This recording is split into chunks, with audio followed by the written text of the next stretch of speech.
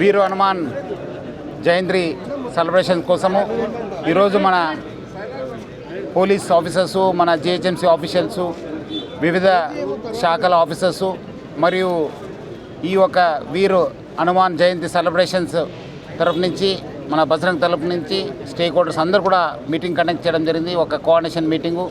So ఆ మీటింగ్లో అక్కడ ఆర్గనైజర్స్ కూడా కొన్ని సూచనలు ఇవ్వడం జరిగింది, మా వైపు నుంచి కూడా కొన్ని సూచన ఇవ్వడం జరిగింది.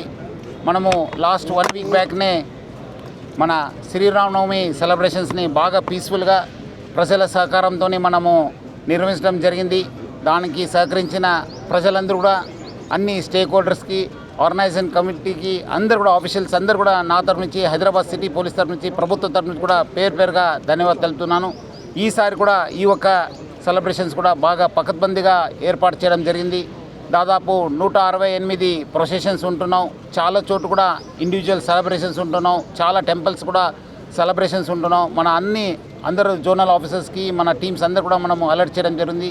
అట్లానే ఈ ప్రొసెషన్స్కి కూడా మనం జిహెచ్ఎంసీ ఆఫీషియల్స్, మన టీఎస్ఆర్టీసీ ఆఫీషియల్స్ కూడా లాస్ట్ టైం ఎట్లా సహకరించారు, ఈసారి కూడా అట్లానే సహకరించన్నారు. మొన్న కూడా బాగా సహకరించారు. సో ఆ వ్యవస్థ కూడా మనం చేయడం జరుగుతుంది.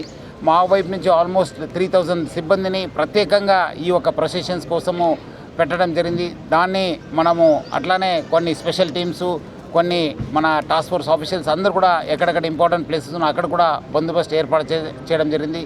గతంలో ప్రజలందరూ కూడా బాగా సహకరించారు. ప్రతి ఒక్క పండుగ హైదరాబాద్లో చాలా జయప్రదంగా చేయడం జరుగుతుంది. అది మన ఆర్గనైజర్స్ కావచ్చు, మన స్టేక్ హోల్డర్స్ కావచ్చు, అందరూ ప్రజల సహకారం వల్లనే అయింది చెప్పడానికి నాకు చాలా సంతోషంగా, గర్వంగా ఉంది.